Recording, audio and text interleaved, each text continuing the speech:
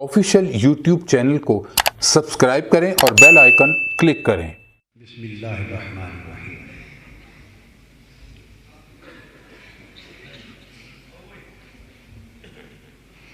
معزز مشائخ اعظام،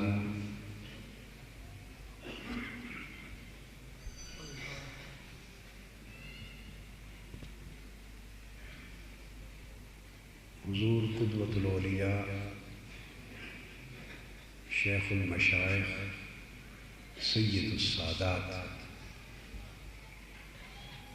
قطب العالم سیدی و سندی و مرشدی و مولائی حضور سیدنا طاہر علاء الدین الگیلانی البغدادی قدس سرہ العزیز کے دربار اقدس اور سلسلہ عالیہ کے متوسلین،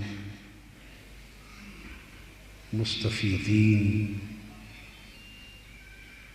مریدین اور محبین اور معزز خواتین و حضرات، جملہ اہالیان طریقت اور رہروان جادہ محبت، الحمدللہ تعالی ہم سب کی خوش بختی ہے کہ ہم حضور قدوۃ الاولیاء رضی اللہ تعالی عنہ کی سالانہ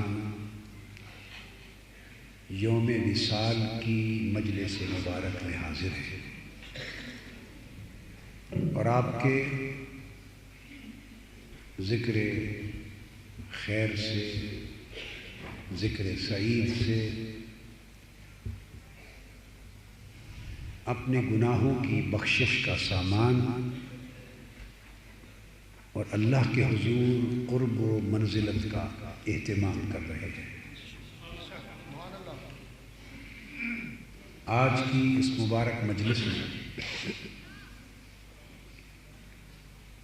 میں نے ابھی بیٹھے بیٹھے تھوڑی دیر قبل جس موضوع کو سوچا وہ ہے کہ نسبت کی اہمیت اور برکت کیا ہے۔ نسبت کی اہمیت اور برکت کیا ہے، یہ ابھی 2-4 منٹ پہلے میں سوچ رہا تھا کہ آپ کو آج کیا موضوع بیان کیا جائے، تو یہ میرے ذہن میں آیا کہ آج کے لیے اس موضوع پر بات کریں۔ نسبت جس عمومی معنی میں آج میں بیان کر رہا ہوں اس کا دائرہ بڑا وسیع ہے۔ یہ بات ذہن نشین کر لیں کہ اللہ رب العزت کو جس ذات سے اور جس شے سے محبت ہوتی ہے اور جس کی اللہ کے حضور قدر و منزلت ہوتی ہے، اس سے نسبت رکھنے والی ہر شے بھی محبوب، برگزیدہ اور مقرب ہو جاتی ہے۔ بس یہ بات سمجھنے کی۔ کبھی ایسا ہوتا ہے کہ وہ ہستی تو صاحب مقام و منزلت ہے، وہ شے تو صاحب منزلت ہے، مگر دوسری چیز جس کو اس سے نسبت حاصل ہے وہ اس بلندی، رتبے اور درجے کی حامل نہیں ہوتی۔ تو انسان جب مادی ذہن سے سوچتا ہے، آواز کو ذرا ٹھیک کر لیں، اس کے اندر ایکو اور چیخ وغیرہ شور جا رہا ہے۔ مادی ذہن سے اور ایک مادی نگاہ سے، تنقیدی نگاہ سے جب انسان سوچتا ہے تو وہ یہ سمجھتا ہے کہ چلو اس ہستی کا تو احترام کیا جائے کہ اس کا مقام اور قدر و منزلت یہ تھا یا یہ ہے، مگر اس شے کا یا اس شخص کا یا اس چیز کا ادب کیوں کیا جائے، اسے تو وہ رتبہ اور درجہ حاصل اپنے عمل کے اعتبار سے نہیں ہے۔ ایک سوال ذہن میں آتا ہے تو اس کا جواب سمجھا رہا ہوں۔ اہمیت اور برگزیدگی بزرگی دو چیزوں سے بنتی ہے، یا اپنے عمل سے بنتی ہے، اور دوسری بات سمجھا رہا ہوں، کبھی ایسا ہوتا ہے کہ عمل سے نہیں نسبت سے بنتی ہے۔ اب اس کی چند مثالیں قرآن مجید سے اور حدیث نبوی سے سمجھاتا ہوں۔ آغاز کرتے ہیں ایک مشہور آیہ کریمہ جس سے 15ویں پارے کی ابتدا ہوتی ہے۔ اللہ رب العزت نے ارشاد فرمایا، حضور علیہ الصلوۃ والسلام کے معراج کا ذکر ہے۔ فرمایا سبحان الذی اسریٰ بعبدہ لیلا من المسجد الحرام الی المسجد الاقصی الذی بارکنا حولہ۔ یہ وہ ایک ٹکڑا ہے، ایک حصہ ہے آیت کریمہ کا جو اس موضوع کے ساتھ ریلیونٹ۔ فرمایا پاک ہے وہ ذات جو لے گئی اپنے مقرب اور برگزیدہ بندے کو مسجد حرام سے مسجد اقصیٰ تک رات کے ایک چھوٹے سے وقفے میں، تھوڑے سے وقت میں جو ذات لے گئی اپنے برگزیدہ بندے کو مسجد حرام سے مسجد اقصیٰ تک۔ اب اس سے آگے مسجد اقصیٰ کا تعارف کرایا گیا ہے۔ بات تو سیدھی آگے جانے کی ہو رہی ہے، مگر اللہ پاک نے اپنا کلام مسجد اقصیٰ کا نام لے کر روک دیا ہے۔ کیا بات ہو رہی ہے؟ وہ ذات جو اپنے برگزیدہ بندے کو لے گئی، اوپر جانے کی بات ہو رہی ہے۔ کہاں سے؟ مسجد حرام سے مسجد اقصیٰ تک۔ پھر اس سے بعد آگے اس کا مقصد کیا ہے لے جانے کا، وہ بیان ہو رہا ہے۔ مگر اس کے درمیان مسجد اقصیٰ کہہ کر اللہ پاک نے سلسلہ کلام جس سمت جا رہا تھا اس کو تھوڑی دیر کے لیے روک دیا۔ اس کو ہم اپنے عرف عام میں اور اپنے لٹریچر میں، عربی لٹریچر ہو، فارسی لٹریچر ہو، عربی ادب ہو، فارسی ادب ہو، اردو ادب ہو، انگلش ادب ہو، ہم لٹریچر کی زبان میں اس کو جملہ معترضہ کہتے ہیں۔ جملہ معترضہ یہ ہوتا ہے کہ آپ ایک بات کہہ رہے ہیں، مثلاً آپ کو مثال دوں تو سمجھ آ جائے گا۔ میں یہ کہوں، آپ مجھ سے پوچھیں کہ آپ کہاں رہتے ہیں، یا آپ پوچھیں کہ آپ بالفرض یوں پوچھیں کہ آپ نے اب کہاں جانا ہے۔ ایک شخص سے پوچھیں کہ آپ نے کہاں جانا ہے۔ جانا ہو آپ نے ماڈل ٹاؤن، منہاج القرآن، یہاں سے چل کے جانا ہو منہاج القرآن کے سیکریٹریٹ، تو سیدھا سا جواب بنتا ہے نا جی میں نے یہاں جامع البغداد سے حضور قدوۃ الاولیاء کے دربار اقدس سے چل کر ماڈل ٹاؤن منہاج القرآن جانا ہے۔ سادہ سا جملہ ہے نا، مگر آپ کہتے ہیں کہ منہاج القرآن سیکریٹریٹ جانا ہے،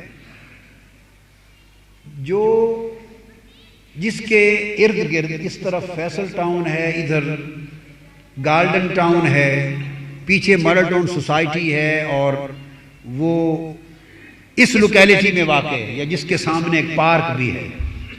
یہ ارد گرد کی بات آپ اضافی کر دیتے ہیں، حالانکہ پوچھنے والے نے ارد گرد کی بات نہیں پوچھی تھی۔ میری بات کی سمجھ آئی؟ یہ ارد گرد کیا ہے؟ ارد گرد کیا ہے؟ بات تو ہے بھئی یہاں سے چلے وہاں جانا ہے، اب وہاں کے بعد آگے کوئی مقصد ہے آپ کا کہنے کا تو وہ کہیں بھئی وہاں مجھے یہ کام ہے، اس کے بعد میں نے فلاں جگہ جانا ہے، میرا مقصد یہ مطلب کی بات کہیں، مگر آپ منہاج القرآن کا ذکر کر کے رک گئے اور کہنے لگے کہ جس کے ارد گرد یہ ہے۔ اب یہ جو ارد گرد کی بات آ گئی، یہ دیکھنے میں ایک اضافی بات لگتی ہے جو کلام کے میں ریلیونٹ نہیں دکھائی دیتی، اس کو جملہ معترضہ کہتے ہیں۔ اب قرآن مجید کی اس آیت کریمہ پر آ جائیے، اللہ پاک نے فرمایا، میں پھر دہراتا ہوں تاکہ آپ کو بات کی سمجھ آ جائے، سگنیفیکنس کلیئر ہو۔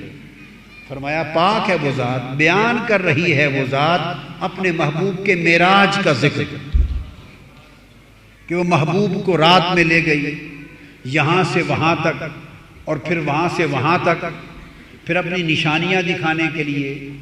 بیان تو وہ آگے جا رہا ہے، لیکن فرماتا ہے اللہ پاک کہ وہ ذات جو اپنے محبوب کو، بندے کو لے گئی رات کے ایک لمحے میں مسجد حرام سے مسجد اقصیٰ تک، اور یہاں مسجد اقصیٰ تک کہہ کر ارد گرد کی بات شروع کر دی ہے۔ اللہ پاک نے بولے نا، ارد گرد کی بات شروع کر دی ہے۔ فرمایا کون سی مسجد اقصیٰ؟ الذی بارکنا حولہ، وہ مسجد اقصیٰ جس کے ارد گرد جو ماحول ہے ہم نے اس ماحول کو بابرکت بنا دیا ہے۔ یہ جو ارد گرد کی بات ہے، یہی نسبت کی بات ہے۔ اسی سے نسبت کی اہمیت اور نسبت کی برکت سمجھانا چاہتا ہوں کہ اصل چیز کیا ہے؟ بیت المقدس۔ اصل کیا ہے؟ بیت المقدس، اور اس کا ارد گرد کیا ہے؟ وہ ماحول جس کو بیت المقدس سے نسبت ہے۔ جو ارد گرد ہوتا ہے وہ نسبت والی چیز ہوتی ہے۔ تو اللہ پاک نے اگر تو صرف بیت المقدس کا ذکر کر کے کلام الہی آگے گزر جاتا تو ارد گرد کی کوئی خاص اہمیت نہ رہتی۔ اس نے کہا بھئی بیت المقدس تو اہم تر ہے، اس لیے کہ یہ اصل ہے، یہ پہلا قبلہ ہے، قبلہ اول ہے، ایک اصل ہے۔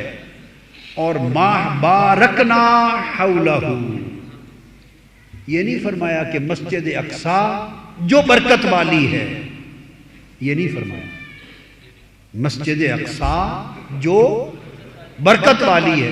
بتائیے اصل برکت والی کیا ہے؟ بھئی وہ تو مسجد اقصیٰ ہے، لیکن اللہ پاک نے نہیں فرمایا کہ لے گئی مسجد حرام سے مسجد اقصیٰ تک جو برکت والی ہے، یہ نہیں فرمایا۔ فرمایا وہ مسجد اقصیٰ جس کا ارد گرد برکت والا ہے، بارکنا حولہ، جو اس کے ارد گرد ماحول ہے ہم نے اس کو برکت دی ہے۔ تو سمجھانے کا مقصد یہ ہے کہ اصل تو اصل ہوتی ہے، اصل تو اصل ہوتی ہے، مگر اس اصل سے جس کو نسبت ہوتی ہے وہ بھی اصل کی برکت سے برکت والی ہو جاتی ہے، برکت والی ہو جاتی ہے۔ تو یہ جو ارد گرد ہے اس میں انبیاء علیہ السلام کے مزارات بھی ہیں، انبیاء علیہ السلام رہتے رہے، ان کی سکونت گاہیں ہیں، ان کے مزارات ہیں، اقامت گاہیں ہیں، ان کے ٹھکانے ہیں، ان کی عبادت گاہیں ہیں۔ تو وہ جو ارد گرد کی جگہ ہے اللہ پاک نے اس کا بابرکت ہونا بیان کیا ہے، اور اس ماحول کو جو قرآن نے مبارک بتایا وہ نسبت کی وجہ سے بتایا، وہ نسبت کی وجہ سے بتایا۔ تو قرآن مجید نے بیت المقدس اور اس کے ماحول کو مبارک قرار دیا۔ یہ قرآن مجید کی نص ہے، آیت کریمہ ہے اور ایک اتھارٹی ہے۔ اب ارد گرد کی زمین کو نسبت ہو گئی انبیاء کرام سے، تو وہ ماحول اور وہ زمین بارکنا، ہم نے اس کو مبارک بنا دیا۔ تو پتہ چلا کہ اگر زمین کو نسبت ہو جائے تو زمین بھی برکت والی ہو جاتی،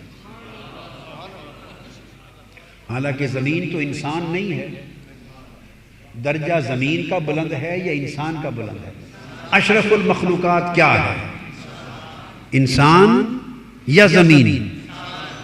اشرف المخلوقات تو انسان ہے، مگر یہاں تو زمین کو نسبت ہو گئی تو وہ برکت والی ہو گئی، اور اگر انسان نسبت والے ہو جائیں تو ان کے مبارک ہونے کا عالم کیا ہو، ان کی برکتوں کا عالم کیا ہے۔ یہ ایک بات۔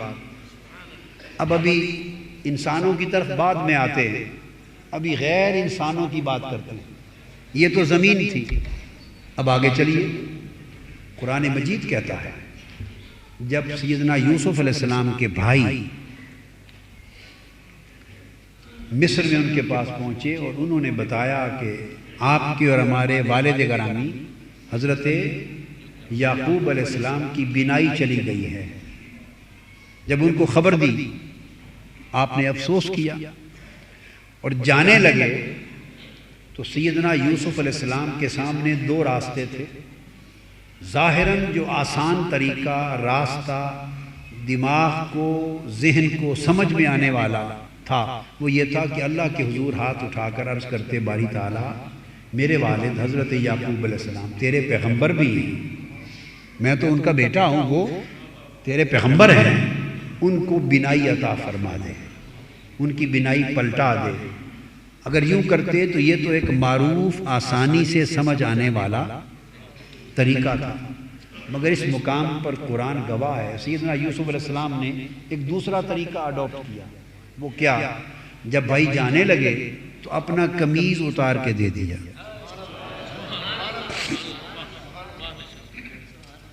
اب قمیض لٹھے کا ہوگا۔ حاجی رشید صاحب اور حاجی امین صاحب بیٹھے ہیں، کپڑے کا کام کرتے ہیں، تو کپڑا تو صاف ظاہر ہے دھاگے سے بنتا ہے، نلکیوں سے اس زمانے میں ٹیکسٹائل ملیں تو تھی نہیں، سادہ طریقہ تھا، تو کپڑا تو کپڑا ہی ہے، دھاگے سے بنتا ہے، دھاگا کاٹن سے بنتا ہے۔ دنیا جہان کا جو کپڑا لے لیں اس کی اصل حقیقت تو ایک ہی ہے نا بھائی، اور وہ کاٹن پھر آگے کس سے بنتی ہے؟ وہ پھر اس سے بنتی ہے تو اس سے کوئی ریشمی چیزیں بنتی ہیں، کوئی سوتی بنتی ہیں، پروسیس تو ایک ہے، پروسیس ایک ہے۔ اب کپڑا تو کپڑا ہے، سوال یہ پیدا ہوتا ہے کہ اس کپڑے کے اندر برکت کہاں سے آ گئی؟ وہ تو کاٹن مزدوروں نے پھٹی کپاس توڑی، اس کی پروسیسنگ ہوئی، پھر اس سے دھاگے بنے، پھر دھاگے آگے آ گئے ٹیکسٹائل مل والوں کے پاس یا اس زمانے میں جو دستی کام کرنے والے، انہوں نے کپڑا بنا دیا، کپڑے کی فنیشنگ ہو گئی، درزی کے پاس چلا گیا، اس نے سی دیا۔ اب اس پھٹی سے لے کر سلے ہوئے قمیض تک بتائیں درمیان میں کوئی مقام ہے جہاں برکت داخل ہو گئی ہے؟ کہیں سے برکت داخل ہو گئی ہو بتائیں؟ ہے کوئی پروسیس؟ بھئی ہر کپڑا اسی طرح ہی بنا ہے، ہر کپڑا۔ اب آپ نے پہنا ہوا وہ بھی قمیض ہے، میں نے پہنا ہوا یہ بھی قمیض ہے، انہوں نے پہنا ہوا یہ بھی قمیض ہے، ہر ایک نے پہن رکھا ہے قمیض، تو قمیض ہے، اور لے جانے والوں نے بھی صاف ظاہر ہے قمیض پہن ہی رکھے تھے۔ اگر سب قمیض ایک جیسے ہوتے تو وہ کہتے یہاں سے آپ کا قمیض لے جانے کی کیا ضرورت ہے، وہاں جا کے اپنا قمیض اتار کے باپ کی آنکھوں پہ رکھ دیں گے۔ اگر قمیض سے ہی بینائی لوٹتی ہے، اگر قمیض سے ہی بینائی لوٹتی ہے تو یہاں سے آپ کا کیوں اٹھا کے لے جائیں، اپنا اتاریں گے چہرے پہ رکھ لیں گے۔ انہوں نے فرمایا نہیں، قمیض کا فرق ہوتا ہے، قمیض کا بھئی کیسے فرق ہوتا ہے؟ یہ بھی لٹھے کا ہے، وہ بھی لٹھے کا ہے، یہ بھی درزی کا سلا ہوا، وہ بھی درزی کا سلا ہوا، تو سب کچھ ایک ہے، فرق کیا ہے؟ انہوں نے فرمایا فرق یہ ہے، یہ تمہارا پہنا ہوا ہے، یہ میرا پہنا ہوا ہے، یوسف علیہ السلام کا پہنا ہوا ہے، بس یہاں آ کے فرق ہو گیا۔ ان قمیضوں کو نسبت نہیں، اس قمیض کو ایک محبوب بدن سے نسبت ہے۔ بس فرمایا اذهبوا بقمیصی ھذا فالقوه علی وجہ ابی یأت بصیرا، میرا یہ قمیض لے جاؤ، میرے والد کے چہرے پر رکھ دینا، بینائی لوٹ آئے گی۔ اب قرآن گواہ ہے، فَلَمَّا أَنْ جَاءَ الْبَشِيرُ فَأَلْقَاهُ عَلَى وَجْهِهِ فَارْتَدَّ بَصِيرًا۔ آپریشن تو ہوا کوئی نہیں، آپریشن۔ اب پوچھ لیں کسی سے، اگر کوئی ثابت کر دے کہ یعقوب علیہ السلام کو آپریشن ہوا تھا اور آپریشن سے بینائی لوٹ آئے گی، لوٹ آئی تھی، یہ پتہ چل جائے تو میں اپنی غلطی کی درستگی کر لوں گا اور اپنی تقریر کو واپس لے لوں گا معذرت کے ساتھ۔ اب آپریشن تو ہوا کوئی نہیں، علاج بھی نہیں ہوا، آپریشن بھی نہیں ہوا، قمیض رکھا اور بینائی لوٹ آئی۔ اب سارے شہر کے، ٹاؤن شپ کے سارے لوگوں کے قمیض جمع کر لیں، پورے لاہور کے قمیض جمع کر لیں، اور لاہور سے لے کے اسلام آباد تک جمع کر لیں سارے قمیض، اور ایک نابینے کے سر پہ ڈھیر لگا دیں قمیضوں کا۔ بینائی آئے گی؟ بھئی 1000 قمیض رکھنے سے بینائی نہیں آتی، ایک قمیض رکھنے سے آتی ہے۔ تو کوئی تو فرق ہے نا اس ایک میں اور ان لاکھوں میں، وہ فرق نسبت ہے، وہ فرق بولیے نسبت ہے۔ وہ اللہ کے نبی کے بدن سے اس کو نسبت ہے، وہ مس ہوتا ہے قمیض، اللہ کے نبی کے بدن پہ پہنا جاتا ہے، مس ہوتا ہے، اور اس بدن سے مس ہونے کی وجہ سے کپڑے کی برکت کا یہ عالم ہے کہ نابینوں کو بینائی دیتا ہے۔ ذہن کہہ سکتا ہے چلو بھئی یہ تو نسبت نبی سے تھی، یہ تو نسبت نبی سے تھی، اور آپ تو ولی سے نسبت کی بات کر رہے ہیں، تو کوئی ولی سے نسبت کی بات بتائیں قرآن سے۔ قرآن مجید ہے، حضرت زکریا علیہ السلام کا زمانہ ہے، کن کا؟ اور حضرت مریم رضی اللہ تعالی عنہا ان کی کفالت اور تربیت میں ہیں۔ حضرت مریم رضی اللہ تعالیٰ عنہ ایک تو بچی ہیں، نوعمر ہیں، اور دوسرا یہ کہ نبی نہیں، کیا؟ ولیہ ہیں، ولیہ ہیں، اور وہ حضرت یحییٰ علیہ السلام کی، زکریا علیہ السلام کی تربیت اور پرورش میں، کفالت میں ہیں۔ آپ کہیں تشریف لے گئے، اکیلی تھیں تو دروازے کو بند کر دیا، تالا لگا دیا، آپ اندر عبادت میں بیٹھی رہی۔ جب واپس آئے دروازہ کھولا تو تالا تھا، چابی تو ان کے پاس تھی، چابی تو ان کے پاس تھی۔ دروازہ کھولا تو بند کمرے میں، لاکڈ، تالا لگا ہوا کمرہ، دروازہ کھولا تو حضرت مریم کے پاس پھل پڑے ہیں، اور پھل بھی وہ جو اس موسم کے نہ تھے، بے موسم میں پھل پڑے۔ اب وہ فریزر بھی نہیں تھے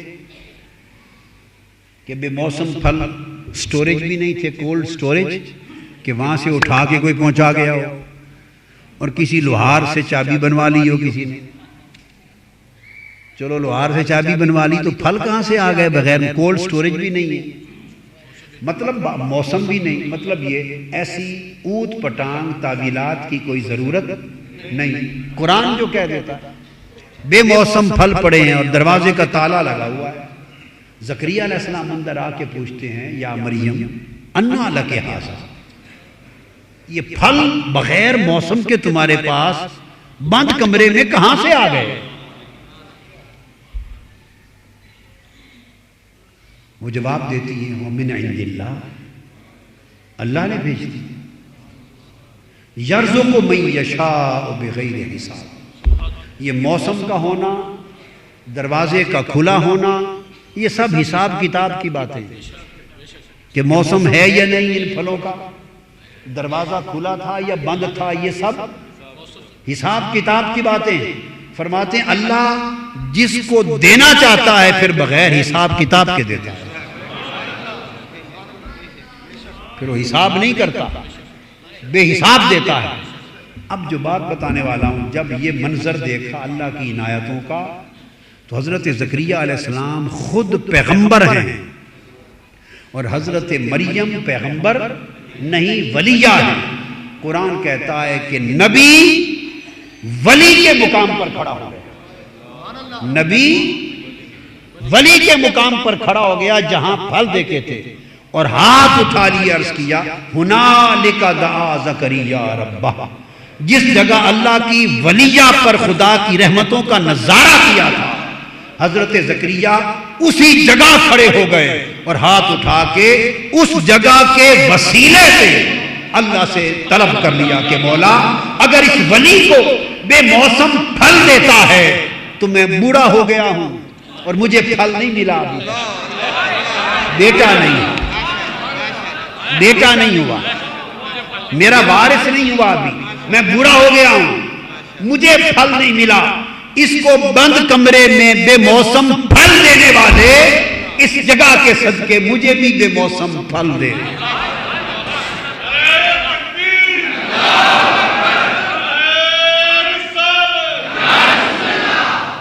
قرآن مجید میں اللہ تعالی عنہ قرآن مجید میں ہے کہ وہ ابھی دعا کر ہی رہے تھے، دعا وہاں سے ہٹے نہیں تھے،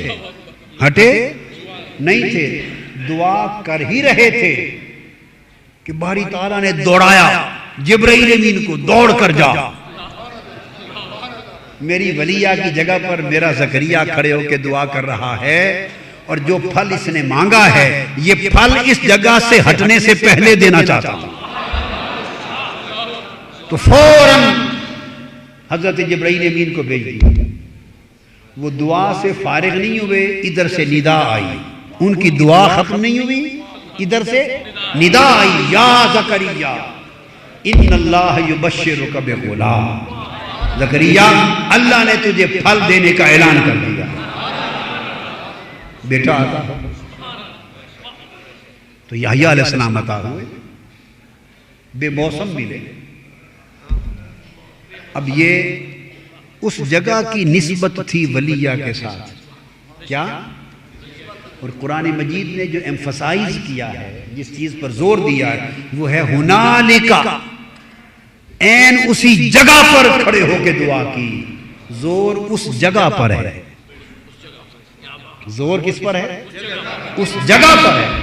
دعا تو پہلے بھی کرتے تھے اور دعا کسی اور جگہ سے بھی ہو سکتی تھی، اب رب بھی وہی، جس سے دعا مانگنی ہے وہ رب بھی وہی، دعا مانگنے والا بھی وہی، اور جو کچھ دعا میں مانگا جا رہا ہے وہ دعا بھی وہی۔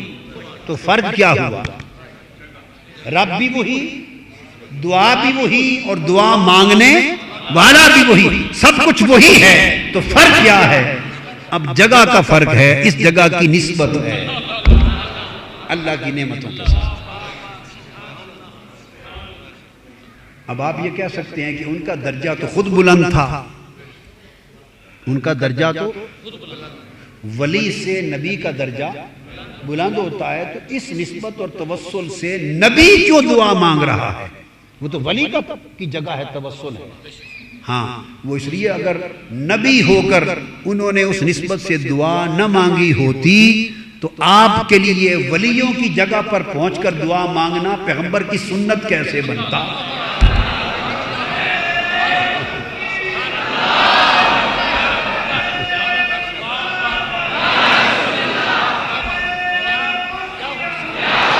اب ولیوں کی جگہ پر آ کر دعا نہ مانگنے والے تو آپ کا سر کھا جاتے اور کہتے کہ دکھاؤ کہ ولیوں کی جگہ پر دعا مانگنا کسی پیغمبر کی سنت ہے کسی نبی کی سنت؟ آپ ہزار دلیلیں لے آتے، وہ پھینک دیتے، وہ کہتے نہیں نبی کی سنت دکھاؤ۔ کیا نبی کی سنت ہو تو ہم مانتے ہیں، آپ کا سر کھا جاتے، آپ کے پاس نبی کی سنت کی دلیل نہ ہوتی تو آپ کیا کہتے؟ اللہ نے کہا زکریا دینا تو میں نے ہے، تو نبی ہے، یہ ولی ہے، تو اس ولی کی نسبت سے ایک بار دعا کر میں عطا کر دوں تاکہ قیامت تک نبی کی سنت بن جائے، ولی کی نسبت سے دعا کرنا نبی کی سنت ہے۔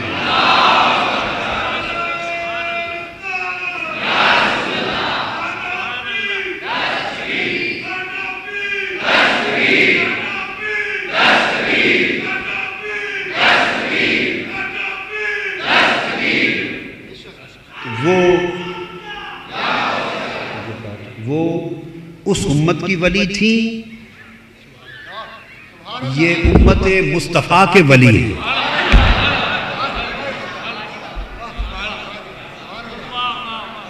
وہ اس امت کی ولی تھی، یہ امت مصطفیٰ کے ولی ہیں۔ وہ آل عمران میں سے تھی، یہ آل مصطفیٰ میں سے ہے۔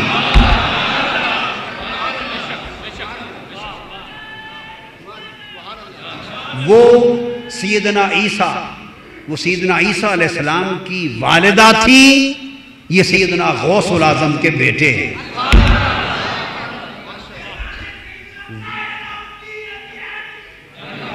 وما علینا الا البلاغ۔ آفیشیل یوٹیوب چینل کو سبسکرائب کریں اور بیل آئیکن کلک کریں۔